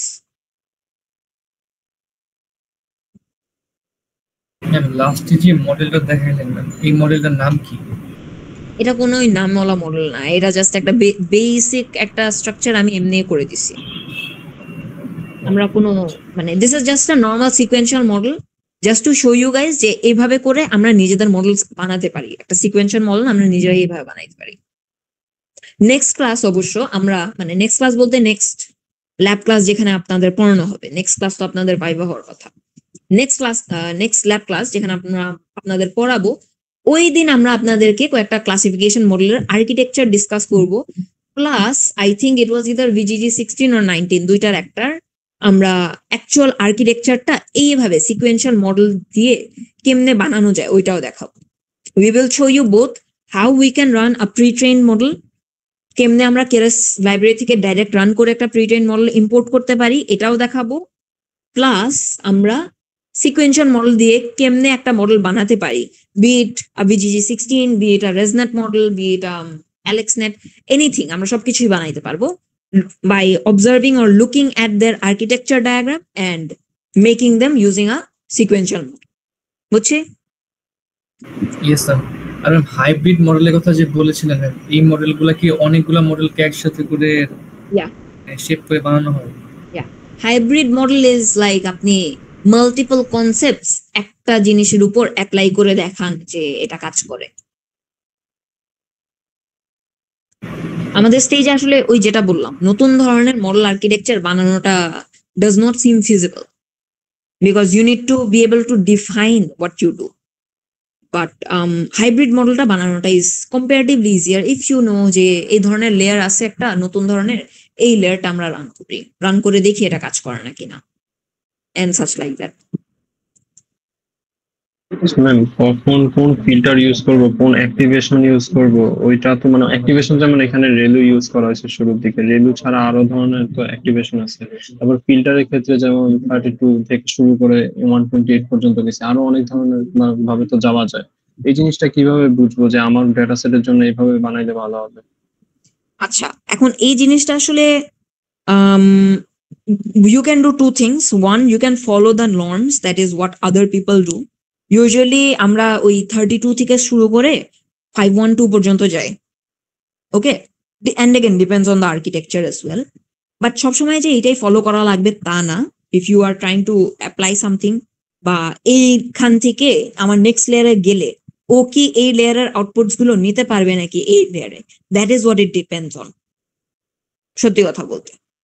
But ওই জিনিসগুলো আসলে আমরা করতে করতে বুঝি। এক, দ্বিতীয়ত হচ্ছে রিলো বা অ্যাক্টিভেশন ফাংশন কোনটা কোথায় বসে, ওইগুলা is more easy to understand. যেমন হিডেন লেয়ার্সে আমরা কখনোই এই সিগময়েডটা ইউজ করব না। সিগময়েড জীবনেও হিডেন লেয়ারে যাবে না, that is just not logical. Okay, সিগময়েডের কাজ আমরা জানি হচ্ছে আমার ফাইনাল ক্লাসিফিকেশনটা করে দেয়, বা সিগময়েডের জায়গায় আরেকটা হতে পারে সফটম্যাক্স। সফটম্যাক্সটা আমার ফাইনাল ক্লাসিফিকেশনটা করে দেয় ফর মাল্টি ক্লাসিফিকেশন। সো অবশ্যই আমি ওদেরকে রিলোর মধ্যে দিব না, হিডেন লেয়ার্সে দিব না। হিডেন লেয়ার্সে বসে something like ReLU, leaky ReLU, but leaky ReLU আমরা ক্লাসিফিকেশনের মধ্যে দিই না। লিকি রিলো আবার জেনারেটিভ প্রবলেমস এর মধ্যে দেওয়া হয়। Leaky ReLU is more unstable than ReLU. আচ্ছা, আবার আরো একটা জিনিস যেটা আমরা দিই is swish. Swish is a new sort of activation function. আবার আরো একটা অ্যাক্টিভেশন ফাংশন আছে গিলু, আই থিঙ্ক GELU, এরকম টাইপের। সো এই ধরনের অ্যাক্টিভেশন ফাংশন গুলো আবার সব কয়টাই হিডেন লেয়ার্সে বসে, মানে আমার কনভলিউশনের সাথে বসে, or before my final classification, এইসব জায়গায় বসে। সো এগুলো আসলে আপনারা আস্তে আস্তে নাম শুনবেন, ওদের গ্রাফগুলো দেখবেন, গ্রাফগুলো দেখলেই বোঝা যায়। এই গ্রাফগুলো আমি আজকে আর কনফিউজ করতে চাই না, তাই দেখাচ্ছি না। নেক্সট ক্লাসে আমি বোর্ডে এঁকে দেখাবো। বুঝছি? Yes ma'am. Yes, ma'am. Any other question? Next ক্লাসে কি আমাদের ভাইবা হবে লাস্ট 3 ল্যাবের উপরে? নেক্সট ক্লাসের ভাইভা হবে, আমি টপিকটা স্যারের সাথে ডিসকাস করে এরপর বলবো। ভাইভার topic may include today's class as well. It should, মানে আমার ইচ্ছা আছে। সো ফাইনাল ডিসিশন স্যারের সাথে কথা বলে দিব। এই পর্যন্তই। আচ্ছা, সো তাহলে আমি আজকের জন্য রেকর্ডিংটা বন্ধ করে দিই।